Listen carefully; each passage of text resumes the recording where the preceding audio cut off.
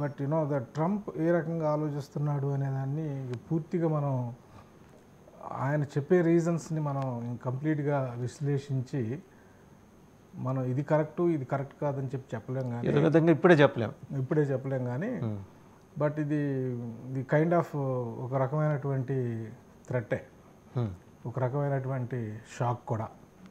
ఇప్పుడు ఈ గోల్డ్ కార్డులని ట్రంప్ కార్డులు చేసుకోవటం, 5 లక్షల కార్డులు అమ్మేస్తే దేశం అప్పుల ఊబి నుంచి బయటపడిపోతుంది.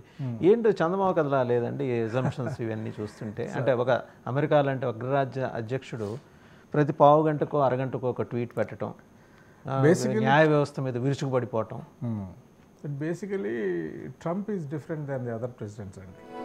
అంటే మోర్ దాన్ నీకు పొలిటికల్ ప్రెసిడెన్షియల్ క్యాండిడేట్ కన్నా ట్రంప్ని ఒక బిజినెస్ మ్యాన్గా మనం అనుకుంటే బాగుంటుంది.